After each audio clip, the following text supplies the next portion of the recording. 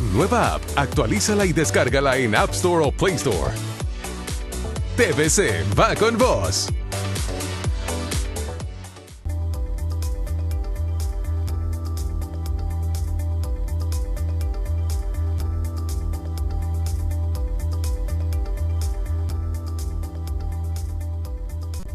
¿Qué tal? ¿Cómo están? Es un gusto saludarlos. Bienvenidos al banquillo. Estamos listos para presentarles una nueva edición de este programa dirigido por el amigo Rosendo García, que se encuentra de vacaciones, pero aquí estamos para poder llevar a ustedes un nuevo diálogo, una nueva entrevista con personajes que generan y hacen la noticia. Antes de comenzar, un consejo que es oportuno. No vea el COVID-19 como algo tan liviano. La situación se está complicando en el país. Estas semanas son bastante complejas a nivel hospitalario. Póngale atención, cuide a su familia, cuídese usted, cuide a los niños, cuide a los adultos mayores. No vea tan livianamente esta pandemia del COVID-19. Es importante tomar nuestras propias medidas de precaución por la situación hospitalaria que estamos viviendo. Así que parte del trabajo que tenemos que hacer nosotros aquí en los medios de comunicación es educar, informar, orientar, y en este sentido el ponerle atención a la pandemia que estamos viviendo es importante. Hablamos hoy sobre temas, bueno, vamos a dividir el programa en dos partes. Vamos a hablar sobre temas económicos, pero también vamos a hablar de los retos de la educación superior en el país. Está con nosotros el vicerrector de la Universidad Nacional Autónoma de Honduras, expresidente del Colegio de Economistas, uno de los más prestigiosos economistas del país, el licenciado Julio César Raudales, a quien saludo. Licenciado Raudales, qué gusto saludarlo. Muy buenas noches, Aldo y amigos de TSI. Es un placer siempre estar con ustedes compartiendo. Hablamos un poco, dividamos el tema en dos partes. Hablemos un poco primero de economía, ¿le parece? Y después nos metemos en este interesante y apasionante tema de la educación. Recién la universidad sacó un documento bastante amplio, por cierto, y muy bien detallado, sobre una propuesta integral de desarrollo social y económico para el país post-COVID-19, con algunos planteamientos importantes, producción, desempleo y otros que tienen que ver con lo que viene para el país tras esta pandemia. ¿Cómo nos encuentra económicamente esta pandemia? ¿Cómo nos encontró como país? ¿Y cómo nos va a dejar? Es lo que queremos analizar, pero inicialmente, ¿cómo nos encontró esta pandemia, Julio? Así es, Aldo. La Universidad Nacional Autónoma de Honduras ha estado muy imbuida en toda esta problemática que está afectando a Honduras ya desde hace prácticamente 4 meses que inició el problema. Recuerdo que a comienzos del año se anunció que había una epidemia, un nuevo virus que inició en China, en la provincia de Wuhan.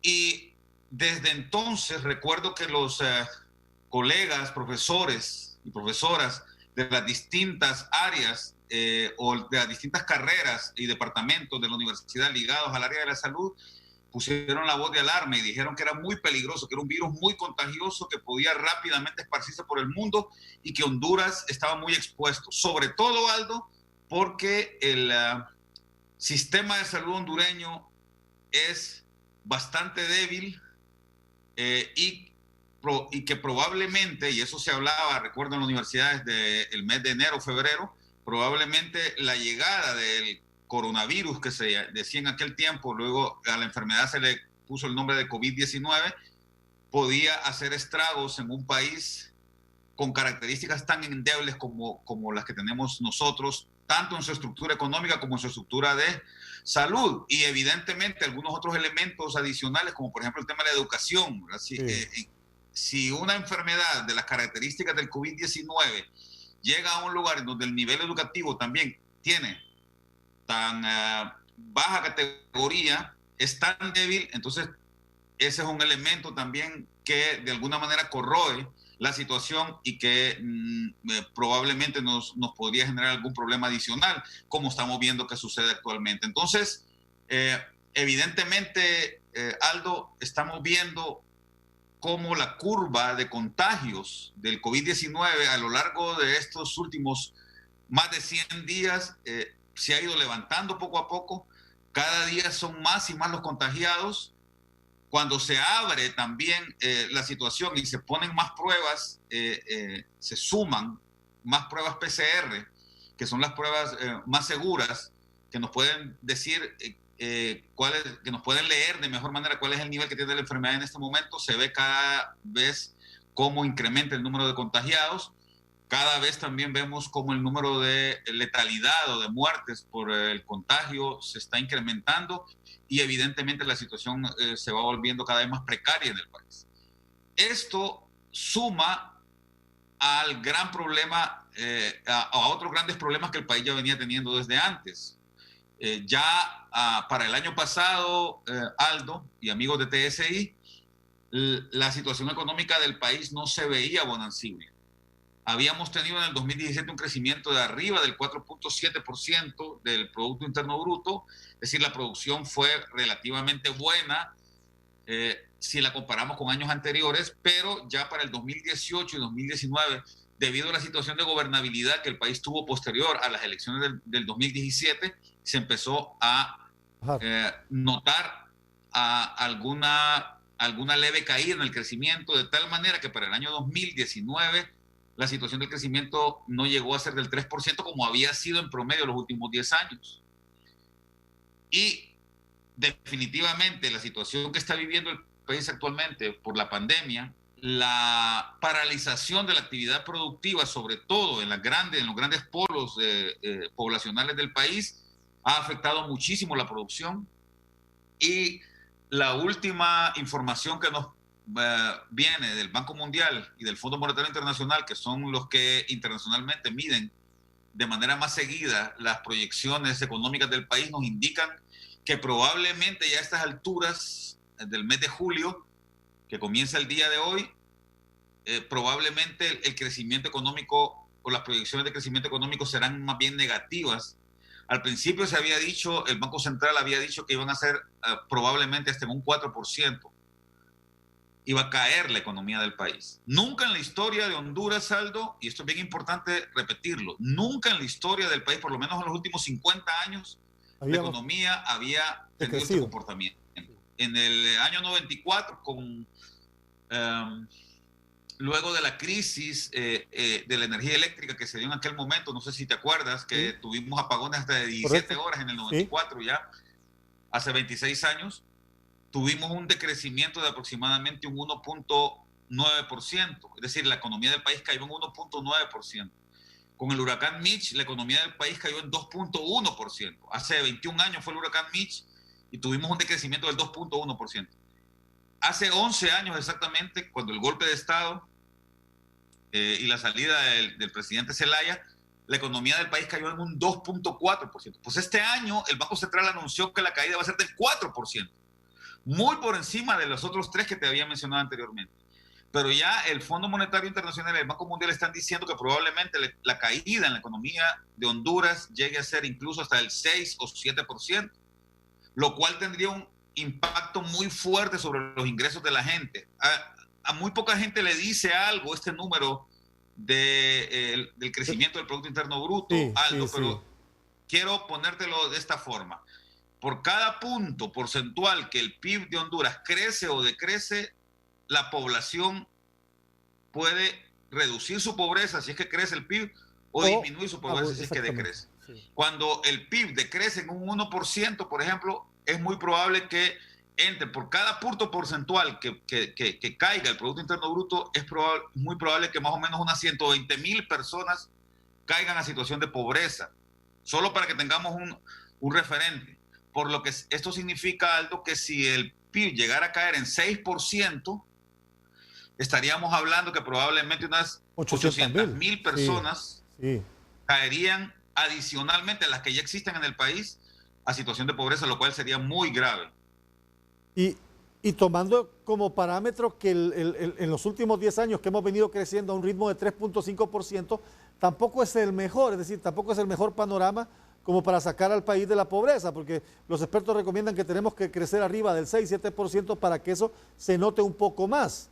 Pero cuando usted ya me habla de decrecer entre 4 y 6%, quiere decir que el panorama del país se viene bastante complejo, no por lo que resta del año, sino que estamos hablando de que por lo menos los próximos 18 meses a 2 años. Lo estás diciendo de manera muy correcta, Aldo. Hay un elemento que es bien importante y es que para que el crecimiento de la producción tenga algún sentido, tiene que ser mucho más elevada que el crecimiento de la población. Sí. Entonces, la población de Honduras crece más o menos a un ritmo de un 2% anual. Por lo tanto, el crecimiento del Producto Interno Bruto debe de ser muy superior a ese 2%. Es decir, si el Producto Interno Bruto crece a 2%, considerando que la población también crece a 2% por año, quiere decir que no, prácticamente seguimos en la misma condición, ¿verdad? Porque la población, el número de personas en el país crece en 2% y la producción crece en 2%. Es decir, prácticamente en términos per cápita no pasó nada. Sí. Por lo tanto, para que la producción tenga algún sentido, debería de ser superior al 4, 5 y hasta 6%. Y en ese sentido ya tendríamos entonces sí un incremento en el bienestar de las personas, ¿verdad? Obviamente dependiendo del grado también de distribución que tenga este crecimiento, ¿verdad? Este ingreso. Pero imagínate, si tenemos un crecimiento anual de la población, Aldo, del 2%, porque eso no se va a parar. El crecimiento promedio de la población sigue siendo del 2% más o menos. Y aparte de eso, tenemos un decrecimiento del 6 o 7%. Esto es lo que explica por qué las proyecciones que se están dando no son nada halagüeñas, no son nada buenas. Lo más probable, te repito, es que si ya tenemos más o menos unos 5 millones de personas en pobreza, probablemente esta caída que se experimenta este año haría que tuviéramos 1 millón de personas, entre 800,000 y 1 millón de personas más, es decir, más o menos unas 6 millones por todos, 6.5 millones de personas más en pobreza, ¿verdad? Lo cual dejaría al país en una situación realmente crítica. Y evidentemente habría que sumar algunos otros elementos, Aldo, por ejemplo, el hecho de que Estados Unidos y el resto del mundo también están pasando por una situación difícil. En el resto del mundo también va a haber un decrecimiento. Eso tiene un impacto fuerte sobre las posibilidades que el país tenga de expandirse. Por ejemplo, ya no vamos a, aunque pudiéramos producir para exportar, los países socios de Honduras que nos compran nuestros productos no nos van a querer comprar tanto porque ellos también tienen sus propios problemas, ¿verdad? Además, las personas que se queden sin trabajo allá en los Estados Unidos, que es nuestro mayor socio comercial, de cada $100 que Honduras exporta, 34 son para los Estados Unidos. Pero además de eso, Aldo, resulta que si en Estados Unidos hay un decrecimiento económico, como también se está proyectando que va a haber, esto va a implicar también pérdida de empleos. ¿Y quiénes son muchas de las personas que pierden esos empleos? Y los latinos. Justamente nuestros mismos compatriotas que están trabajando allá, que más o menos 1,5 millones de personas. Estas personas también van a tener problemas de ingresos y por lo tanto es muy probable que se dé una caída en un indicador que es muy importante para la economía hondureña, que es las remesas, que son el producto del trabajo de los hondureños que están en los Estados Unidos, que envían para acá. Y si esto se da, también suma a los problemas del país. Aparte de eso, y ya dejando un poquito de lado los temas económicos, otro elemento que tiene mucho que ver con la economía, aunque no es exactamente económico, Aldo, es el tema de la gobernanza, de la seguridad. Los temas de violencia, por ejemplo. Los temas de la situación que se puede dar si el país se vuelve complicado para vivir. Esto también tiene un impacto fuerte en la economía y esto puede ser un grave peligro también y suma a las posibilidades que podemos tener nosotros después de la pandemia. Es decir, en este momento estamos pasando por una situación complicada.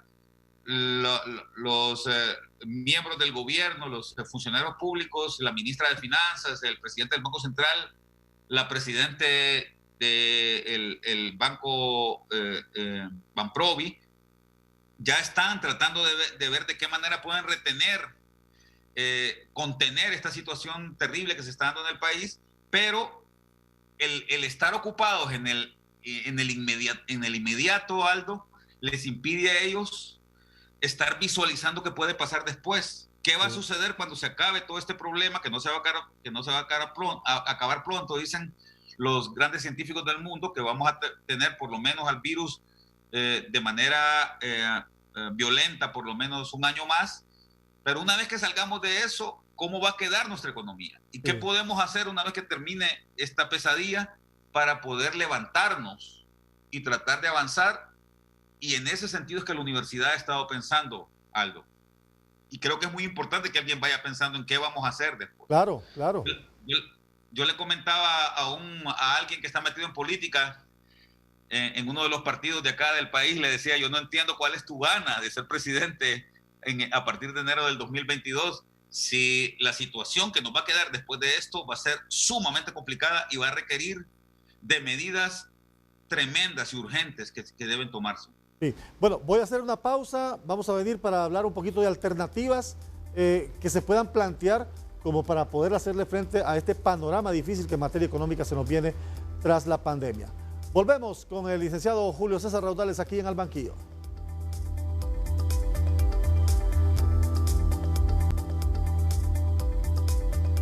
Estamos de regreso en Al Banquillo, la economía hondureña post-COVID-19, el panorama que hemos abordado en esta primera parte del programa con el licenciado Julio Raudales no es el mejor, no es nada halagador, no es como lo hubiésemos querido los hondureños desde antes. Si bien la situación ya era difícil, ahora se pone más compleja, y cuando usted me habla que por lo menos entre 800,000 y 1 millón de hondureños más podrían engrosar la línea de pobreza, estamos hablando de que se necesitan estrategias importantes. Una de ellas, usted la mencionó en el segmento anterior, que es una estrategia de gobernanza y de mejora en la convivencia social. Otra tendría que ser, como bien lo dice este programa integral presentado por la Universidad Nacional, un modelo económico que sea seguro y que sea inclusivo, un modelo económico moderno. Pero o sea, ¿cómo hacerlo? Si estamos acostumbrados que en materia económica aquí llega cada 4 años un gobierno con una varita mágica creyendo que tiene la solución a los problemas de la economía. Sí, es muy importante, Aldo, que exista mucha conciencia a nivel de la ciudadanía sobre la importancia de lograr grandes acuerdos, que es algo que siento que nos ha faltado muchísimo. Me da la impresión a mí, Aldo, que a partir de más o menos el 2007, 2008, la situación de convivencia en el país empezó a tomar un giro que es lo que nos ha traído a los graves y que ha ahondado los graves problemas que el país tiene. La propuesta que hizo el expresidente Zelaya entre el 2008 y el 2009 para tener una nueva constitución de la República generó mucha división en el país y generó un ambiente tan incómodo que promovió un golpe de Estado que fue terrible. O sea, el peor error que los hondureños y un grupo de hondureños pudo haber cometido en aquel momento fue haber sacado al presidente del país y olvidarnos un poco de la importancia que tiene el diálogo que permita generar acuerdos para tener buena convivencia en el país. Entonces, pensando en que toda esta situación que se dio a partir del 2009 ha venido degenerando en el país de tal manera que en este momento nos tiene todavía más divididos, todavía más pobres y todavía con mayores problemas de corrupción en el país y de debilidad institucional, ¿verdad? Que es lo que permite que haya corrupción, ¿verdad? La falta de acceso, de buen acceso a la justicia, ¿verdad? Y el cumplimiento de las normas. Es que la universidad ha propuesto, que ya venía pensando en ello desde antes del COVID, ¿verdad? Digamos, esta situación lo que ha hecho nada más es promover que más rápidamente se haga esta propuesta, pero nosotros en la universidad con los estudiantes y los profesores veníamos trabajando en lo que nosotros llamábamos el Encuentro Nacional o hemos dado en llamar el Encuentro Nacional por Honduras, que es prácticamente el inicio de un diálogo multisectorial, interdisciplinario, Aldo, que permita que el país vaya saliendo de la situación en la que se encuentra y que, repito, comenzó a deteriorarse a partir de mediados de la década pasada. Entonces, fue esta propuesta que proviene de los estudiantes. Hay que recordar que la universidad tuvo problemas serios hace 2 o 3 años, entonces ahora con la administración del rector Herrera, él ha iniciado un proceso de distensión, de diálogo con los estudiantes de la universidad, y una de las iniciativas que los estudiantes tuvieron en este proceso de diálogo interno en la universidad es justamente iniciar un proceso también de diálogo con los otros sectores del país para construir juntos, todos los sectores, una propuesta que venga desde la academia, para unir al país. E incluso habíamos tenido ya el compromiso de traer al presidente Mujica para que fuera él el orador principal en el gran diálogo que íbamos a iniciar en el mes de abril, creo que era, ¿no? Que íbamos a comenzar con esto.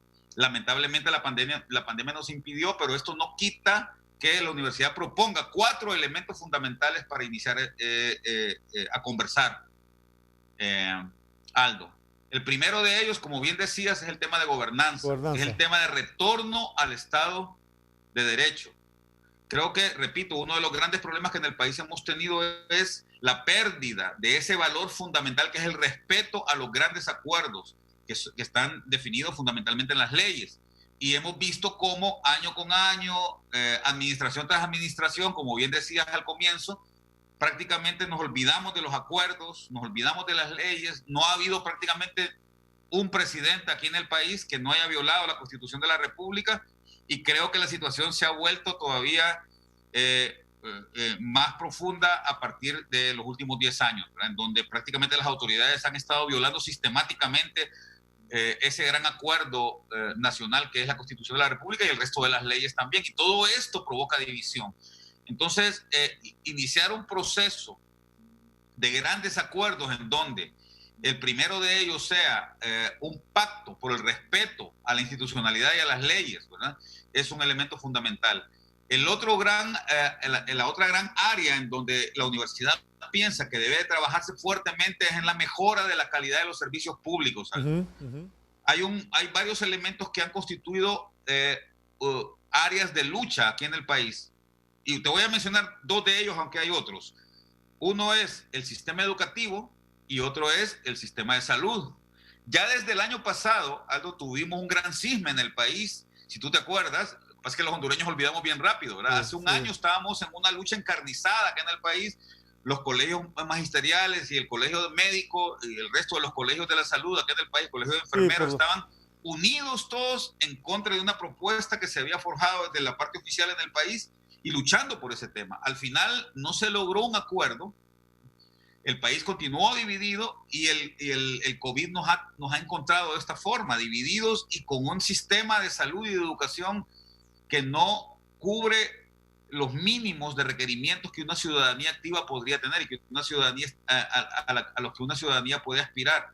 Entonces, ahí tenemos 2 elementos, aunque también están los otros temas de servicios públicos, no solo está educación, salud, energía, agua potable y infraestructura o transporte, ¿verdad? Entonces, esos elementos para mí son los 5 principales que debemos de considerar a la hora de volver a trabajar de manera fuerte para darle a la ciudadanía hondureña el servicio público que la ciudadanía requiere. Entonces, ese es el segundo gran pilar. El primero, como te decía, gobernabilidad, respeto al Estado de Derecho. El segundo, servicios públicos de calidad. Repito, son 5 servicios a los que nos estamos concentrando. Educación en primer lugar, salud, energía, transporte, ¿verdad? E infraestructura en general, ¿verdad? Agua potable. Luego el tercer gran pilar, Aldo, al que tenemos que volver es el tema agroalimentario. Es un elemento sin el cual no va a ser posible que la ciudadanía, que esa gran cantidad, que son la mayoría de ciudadanas y ciudadanos del país, de personas que viven en el país, porque incluye también a los niños y a las niñas, puedan salir de la pobreza. Y es el tema de la seguridad alimentaria y nutricional. Pero para esto es importante empujarlo desde el fundamento que es la agricultura, Aldo. Y hemos visto cómo en los últimos 30 años prácticamente el tema agrícola se ha perdido. Fíjate, te pongo un solo ejemplo. El último censo agrícola que tuvimos en el país, solo para saber cómo estamos en la parte agrícola, ¿verdad? Solo para hacer una medición, es una cosa pequeñita, pero que tiene una significancia importante. Un censo agrícola para saber cómo estamos. No se da desde 1993. O sea, tenemos casi 30 años de no saber cuál es la situación agrícola en el país. Nadie la sabe con exactitud, ¿verdad? Sabemos que estamos mal, pero no sabemos qué tan mal estamos. Y yo creo que vos sos testigo y los televidentes que nos están viendo en esta noche son testigos de cómo Honduras ha llegado a una situación en la que ni siquiera puede tener autonomía alimentaria, ya ni siquiera en el tema de granos básicos, que es No, lo ya mínimo, no. ¿verdad? Hay que Los traer de frijoles los afuera. tenemos que importar, el maíz lo tenemos que importar, el azúcar la tenemos que importar. Prácticamente todos los productos básicos de alimentación en el país tenemos que importarlos en su mayoría. Es muy poco lo que estamos produciendo. Entonces tenemos que volver fuertemente a ese tema y no solamente el tema de la producción. Claro, es el tema fundamental, pero tenemos que ver también los otros elementos que tienen que ver con el acceso a los alimentos, la distribución adecuada de los alimentos, la buena alimentación para la nutrición. Y estos son elementos claves que tenemos que retomar en el país.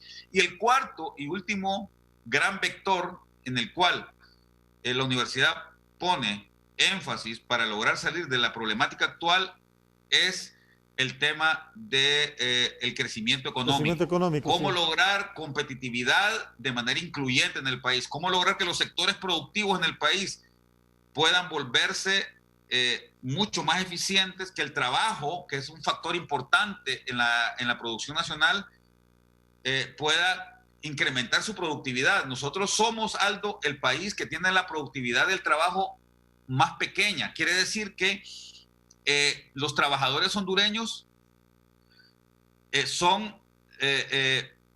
tienen ingresos o no, son incapaces de generar ingresos altos, elevados, ¿verdad? Y eso evidentemente está muy ligado al tema educativo, pero también está muy ligado al tema de la poca competitividad que tiene el capital y productividad que tiene el capital acá en el país. Entonces hay únicamente 2 o 3 sectores que son muy productivos en el país y que son los que explican la producción nacional, que son el sector eléctrico, o sea, los productores de energía, ¿verdad?, que generan muchas ganancias grandes, el sector bancario y el sector de telecomunicaciones, pero esos sectores ofrecen muy poco trabajo, Al. Sí, Entonces tenemos que concentrar los esfuerzos del país, las políticas públicas del país, para lograr darle incentivos adecuados a otros sectores que tienen mucho potencial productivo, por ejemplo, el turismo, por ejemplo, la agroindustria. Ya no estoy hablando únicamente del tema de agroalimentación, ¿no?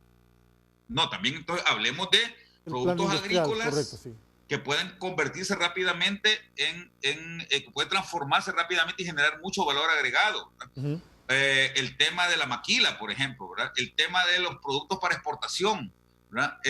Y ya ir generando y saliendo de ese círculo vicioso que hace entonces que solo haya 2 o 3 sectores que en el país pueden generar ingresos importantes. Entonces es fundamental que trabajemos en ello y por eso es bien importante, Aldo, que diseñemos un modelo de desarrollo que permita que los sectores productivos estos sean mucho más que generen muchas más ganancias y más incluyentes. Sí, y es curioso que más trabajadores se puedan beneficiar de ellos. Y es curioso que estos 3 sectores no generen la cantidad de empleo, la productividad que el país requiere para crecer a nivel general, no solamente en estos sectores en específico. Hago una nueva pausa, pero ya regresamos hablando con el licenciado Julio Raudales, la economía hondureña post-COVID-19 y también hablaremos de educación.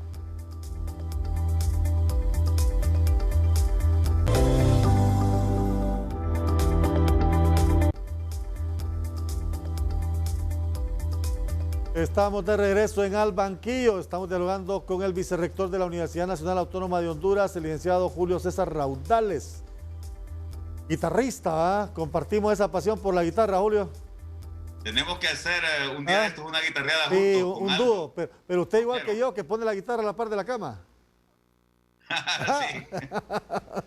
Sí, ¿verdad? Para cuando le pegan, es un momento de nostalgia a uno. Sí, retomando el tema, cuando hablamos de esta última estrategia de un modelo económico, de productividad, inclusivo, seguro, vienen a mi mente algunas medidas que se toman muy a la carrera. Por ejemplo, yo escribí algo sobre esto, vi con mucha preocupación un post de la ministra de Finanzas diciendo que había recibido autorización para endeudarse más allá del 50% del Producto Interno Bruto en caso de ser necesario.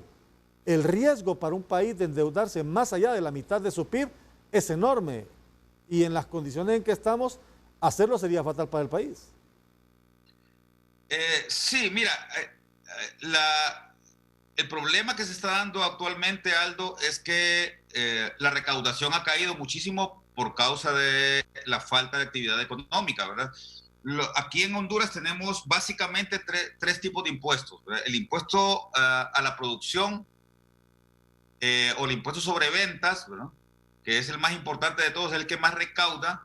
Es un impuesto indirecto, lo recaudan las empresas cuando tú vas a comprar algo ahí, ¿verdad? Tú le pagas el 15% y la empresa lo recauda y se lo pasa al gobierno. Luego está el impuesto sobre la renta, que básicamente son la ganancia, se suman las ganancias de todas las empresas, de todos los productores, más las ganancias también de quienes trabajamos, de quienes tenemos un salario, ¿verdad? Los ingresos de quienes somos asalariados, y por ahí nos sacan entonces un porcentaje de impuestos. Esa es la segunda fuente importante. Y la tercera fuente, que cada vez es menos importante porque se ha bajado muchísimo para darle opciones y mejorar el comercio, es justamente este tema de las importaciones, ¿verdad? Los impuestos a las importaciones o los impuestos al comercio internacional.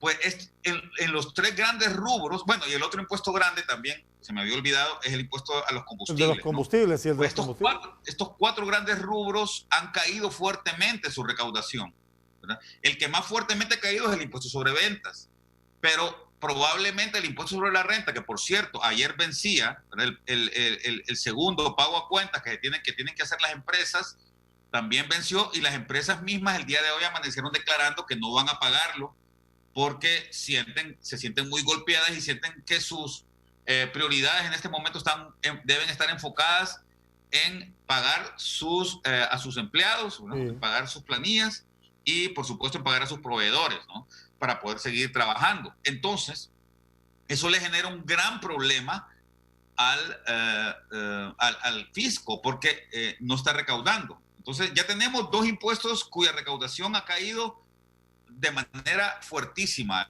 De acuerdo a lo que mencionaba la ministra de Finanzas la última vez que conversé con ella, decía que más o menos tenemos un gap, una brecha de aproximadamente unos 25 mil millones de lempiras que no se han recaudado.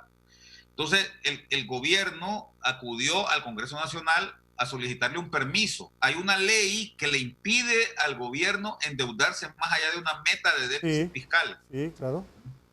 Y entonces esa ley, que se llama Ley de Responsabilidad Fiscal, dice también que en ciertas ocasiones, cuando haya urgencias, el gobierno debe de ir a pedirle permiso al gobierno para endeudarse. Entonces, como bien dijiste, el Congreso le aprobó a mediados de marzo, cuando comenzaba la crisis, el problema acá con el COVID, el gobierno acudió al Congreso y el Congreso aprobó que el gobierno se endeudara hasta en 2.500, le dio un techo hasta 2.500 millones de dólares. Esos son más o menos unos 60 mil millones de lempiras al cambio, ¿verdad, Aldo? Entonces, es una gran cantidad. Equivale más o menos eso, yo diría, a un 8% del Producto Interno Bruto, Aldo. Es grande.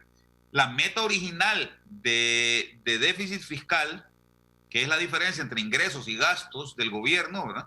La meta original era de 1.5%. Y si el gobierno llega a endeudarse en esos 60 mil millones que le aprobó el Congreso Nacional, vamos a cerrar con un déficit de aproximadamente un 8 a 10%. Sí, terrible, o sea, es una situación. Que es algo que no se había dado en la historia. Sí. La última vez que tuvimos ese déficit fiscal fue el último año de Callejas, ¿verdad? En el 93, el último año de Callejas, tuvimos un déficit fiscal de más o menos un 9% del Producto Interno Bruto, y el último año de Pepe Lobo tuvimos un déficit del 7.2% del Producto Interno Bruto. Entonces sería una caída muy fuerte en términos del endeudamiento público, como bien decías, y eso, el problema, Aldo, es que nos va a generar situaciones precarias en el futuro. ¿Por qué? Porque vamos a tener que pagar esa deuda, y para pagar esa deuda lo único que vamos a poder hacer es poner más impuestos. Y los impuestos tienen el grave problema que si subimos los impuestos le estamos quitando libertad al sector privado para que pueda generar el crecimiento y los ingresos necesarios. Entonces, claro. Ahí tenemos un problema bien fuerte. Lamentablemente, Aldo, si la economía sigue cerrada y la situación del comercio y de las empresas sigue pauperizándose más de lo que está hasta en este momento, vamos a cerrar con una situación de endeudamiento que no nos va a quedar más remedio que, repito, hacer un un fuerte ajuste en el futuro, ¿verdad? Es decir, por eso es que yo le comentaba a las personas que quieren ser presidentes de la República para el 2022, problema es que esos ajustes van para la gente, ¿verdad? Si probablemente, Aldo, el presidente que tome posesión el 27 de enero del 2022, a los días de haber tomado posesión va a tener que ir al Congreso con un proyecto de decreto en donde va a subir los impuestos del país. Eso es casi, está casi cantado, ¿verdad? Porque se está endeudando tanto el actual gobierno para poder sostener esta crisis por la falta de ingresos que tiene el gobierno, que no le va a quedar más remedio al próximo gobierno que poner y subir los impuestos. Dígame sí o no, antes de irme a la pausa. ¿Es un endeudamiento responsable o es un endeudamiento irresponsable? Yo creo que hasta ahora el gobierno ha estado tratando de tener cuidado. No se han endeudado en los 2.500 todavía, ¿verdad? Van un poquito más de 1.000 millones en los que se ha endeudado el gobierno. El problema, Aldo, es para qué estás utilizando esa deuda. Si lo que se está dando, si seguimos con ese tema de los escándalos que se han dado hasta ahorita, de corrupción que se han descubierto, por ejemplo, en el tema de la compra de esos hospitales móviles, evidentemente es un endeudamiento irresponsable. Porque estarse endeudando para estarle llenando los bolsillos a un grupo de corruptos es realmente un pecado capital en este país. Bueno, y lo que usted me decía, que vamos a tener que el próximo presidente tendrá que venir a poner impuestos y al final eso afecta en la economía de las empresas, afecta en la microempresa, afecta a la gente porque es la que al final sufre el impacto de los impuestos. Hago la última pausa, Julio, y regresamos. Vamos a hablar un poquito también de educación con don Julio Raudales.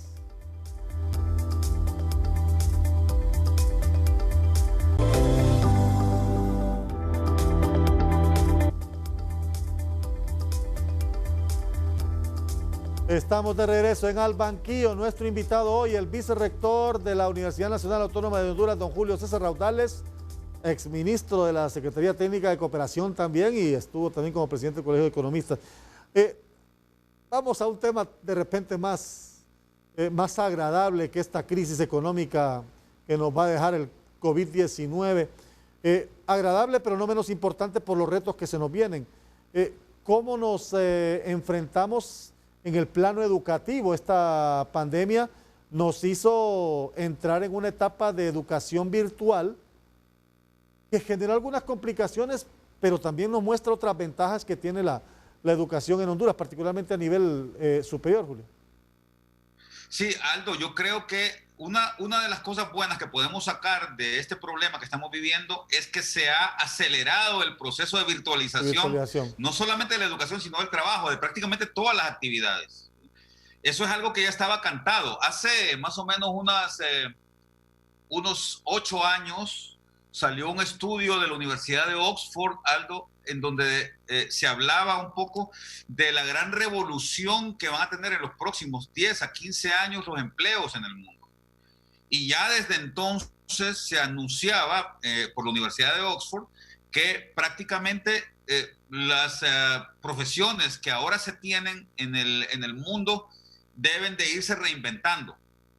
Y debemos de ser mucho más creativos a la hora de aprender, de definir esos saberes que son tan importantes para la vida. Entonces, tenemos un sistema educativo, Aldo, que ha prevalecido durante prácticamente más de 500 años. Aldo, si vos te hubieras ido a meter a la Universidad de Salamanca cuando Cristóbal Colón descubrió América, hubieras encontrado que en la Universidad de Salamanca las clases eran muy similares a las que se dan actualmente en la Universidad Nacional Autónoma de Honduras, o a las que se dan actualmente en la misma Universidad de Salamanca, o a las que se dan en la Universidad de Harvard incluso. Son clases magistrales en donde el profesor está enfrente, los estudiantes están ahí sentados, recibiendo, copiando, escuchando, ¿verdad? Entonces, ese sistema, ese esquema de enseñanza, decía la Universidad de Oxford en este estudio, tiene que ir cambiando. Ya el mundo ya no está ya no es apto para que las cosas sigan siendo de esta forma. Los chicos, las chicas, desde que están pequeñitos, Aldo, y tus hijos seguramente, y mis hijos también lo viven actualmente, mi nieta, porque yo tengo una nieta de 10 años, prácticamente es una máquina para manejar el tema de la computadora, ella está prácticamente todo el día viendo en la computadora cosas nuevas que probablemente a la edad de ella era imposible que mis hijos, y que incluso, bueno, y mucho menos yo, pudiese ver, ¿verdad? Entonces, los niños de ahora, las niñas de ahora están viendo cosas, están aprendiendo día a día, prácticamente desde que nacen, cosas que para nosotros estaban prácticamente vedadas. Entonces, esto hace que la forma de enseñanza en el mundo tenga que cambiar. Uno de los grandes pensadores actuales, Aldo, es Yuval Noah Harari, un historiador que ha escrito 3 libros muy importantes. El último de ellos se llama 21 lecciones para el siglo XXI, y ahí también él hace mucho hincapié en esto. La forma en que el mundo se está desarrollando actualmente hace que las técnicas para aprender tengan que cambiar fuertemente. Para vos y para mí, Aldo, que somos migrantes tecnológicos, ¿verdad? Que cuando estábamos en la escuela, bueno, vos sos más joven que yo, pero cuando estábamos en la escuela, de ninguna manera existía la posibilidad de que tuviéramos una tableta, ¿verdad? Que tuviéramos internet. El profesor hacía, mi profesora de cuarto grado, mi profesora de sexto grado, a mí me preguntaba en el examen cuál era la capital de Suecia, cuál era la capital de la Unión Soviética, ¿verdad? En aquel tiempo, cuál era la capital de España, cuáles eran los ríos de Asia, ¿verdad? Cuáles eran los montes más elevados de la Tierra. Esas cosas ya no tienen sentido seguirlas preguntando, Aldo, porque vos no le preguntás a Google en tu teléfono, y ya te dice con mayor exactitud, ¿verdad? Nosotros íbamos al fichero de la biblioteca. Los saberes que teníamos nosotros allá en 1976, cuando yo estaba en sexto grado, incluso mis hijos allá en 1996, cuando entró a primer grado, mi hijo mayor, ¿verdad? Son muy distintos a los que tienen ahora las niñas y los niños. Entonces, esta pandemia nos ha ayudado a reinventarnos en ese sentido, porque a las escuelas que quieren tener alguna calidad no les queda más remedio que aprender otras formas de enseñanza, y el tema virtual es un tema clave en esto. Lamentablemente, Aldo, nuestro país no está preparado para esto. En Honduras hay más de 22,000 escuelas, de las cuales el 70% ni siquiera tiene energía eléctrica, Aldo. Mucho menos podemos pensar que tengan acceso a internet, ¿verdad? Un laboratorio en donde las niñas y los niños puedan ir a aprender de forma virtual o con una plataforma, ¿verdad? Y las formas modernas en las que se está enseñando. Obviamente, los países que estén más preparados para este tipo de cambios son los países que van a tener más éxito en el futuro. Y yo creo, Aldo, que entonces esta pandemia nos sirve como de despertar a nosotros, de jalarnos las orejas y decirnos, tienen que cambiar ustedes. Y la plata que antes ponían en esto, ahora pónganla de esta forma para que las niñas y los niños, aunque vivan en San Juan Guarita, aunque vivan allá en Azacualpa, ¿verdad?, puedan en la última escuela rural aprender las técnicas y las formas en que van a salir más preparados para los desafíos que tiene este siglo XXI. Sí, nos deja muchos retos esta nueva etapa de la virtualidad. Dentro de la crisis hay que sacar cosas positivas. Julio, ha sido un gusto dialogar con usted, creo que hemos ampliado sobre temas interesantes. Ha sido un gusto, de verdad, tenerlo aquí en el banquillo. Igualmente, Aldo, es un gusto siempre estar contigo, y la próxima espero que sea con guitarra en mano, Sí, la próxima va a ser con guitarra en mano. Esta tiene que ser una promesa, aquí un dúo. El vicerrector de la Universidad Nacional Autónoma de Honduras, el licenciado Julio César Raudales, ha estado con nosotros aquí en Al Banquillo. Termino el programa así como lo comenzamos. Póngale atención al COVID-19. No se confíe. Tome sus medidas de precaución, tome su distanciamiento, cuide a su familia, cuide a los niños y cuide a los ancianos. Vamos a salir de esta, pero mientras tanto hay que cuidarnos. Gracias y hasta una próxima edición.